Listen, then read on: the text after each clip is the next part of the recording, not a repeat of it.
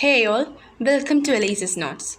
I'm Nekha Maria PS, third year BA English Literature student of K College Manana. Today, we will be discussing the chapter Interpreter of Maladies in the second module of Indian Writing in English. I will be dealing with the introduction, summary of the story, theme, and symbols in the story. Let's take a look at the author of this short story, Jhumpa Lahri. Jhumpa Lahri was born in London on 11 July 1967.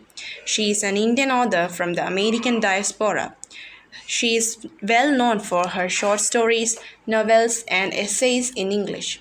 Her short story collection, Interpreter of Maladies, which depicts the Indian immigrant experiences, won the Pulitzer Prize for Fiction. Introduction to the story. An Indian origin American couple, Mr. and Mrs. Das, are visiting India with their three children. Mr. Kapasi drives them to the Sun Temple at Konark. He is the tour guide. Mr. Kapasi works as an interpreter of maladies for a doctor. Mrs. Das shares her painful secret with Kapasi and asks him for relief from the pain. The story presents the amalgamation of two cultures. Let's move to the summary of the story. The Das family is in India on vacation and they hired Mr. Kapasi to drive them to visit the Sun Temple. The family sits in the car which is stopped near a tea stall. Mr. and Mrs. Das are arguing about who should take their daughter Tina to the bathroom. Mr. Das is not that caring to the children. Mr. Das tells Mr. Kapasi about them and their family. Mrs. Das buys some puffed rice from a nearby vendor. The group sets off to their destiny. Mrs. Das sits in the car silently and eats her snack without sharing to anyone else. Mr. Kapasi tells them about his other job as an interpreter in a doctor's office other than being a tour guide.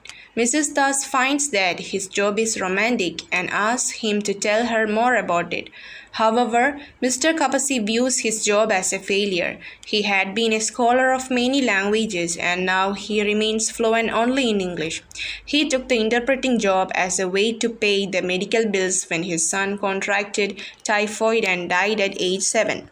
Kapasi's marriage was arranged by his parents and he had nothing common with his wife. Mr. Kapasi, seduced by Mrs. Das' description of his job as romantic, begins fantasizing about Mrs. Das. When they stop for lunch, Mrs. Das insists that Mr. Kapasi sit with them. He does and Mr. Das takes their picture. Mrs. Das gets his address so that she can send him a copy of the picture and Mr. Kapasi daydreams and imagines that the witty things he will write to her. At the temple, Mrs. Das talks with Mr. Kapasi and he continues to dream about their letters. While taking them back to their hotel, he suggests that they go see a monastery and they agree. When they arrive, the place is swarming with monkeys.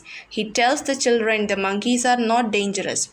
Mrs. Das stays in the car as she was tired.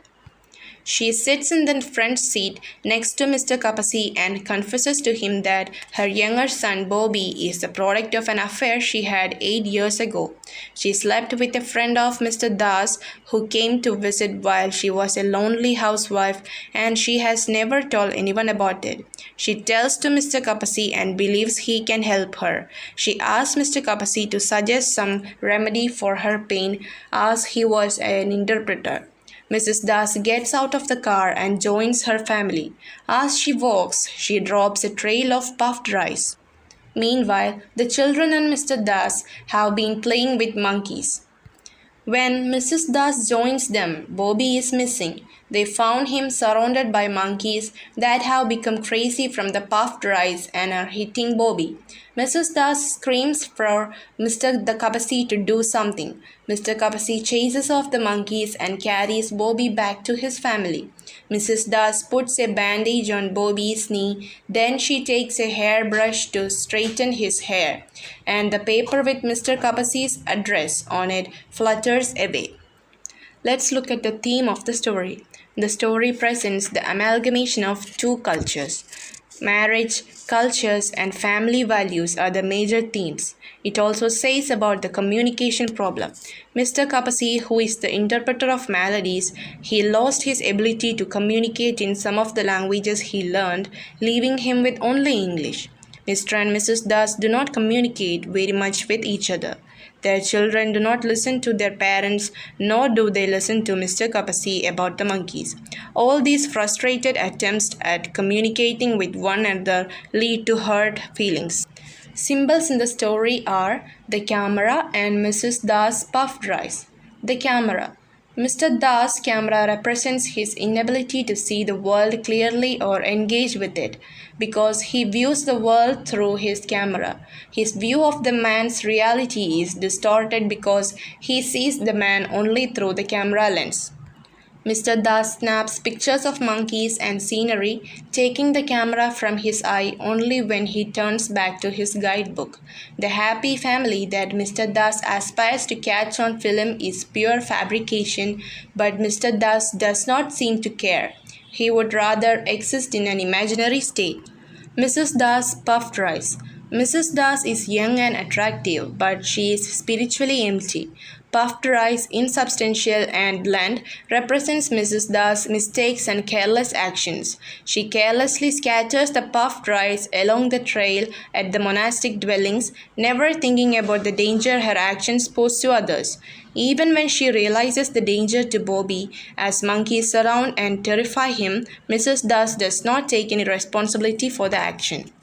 Hope you guys understand the story. Thank you for watching and have a great day.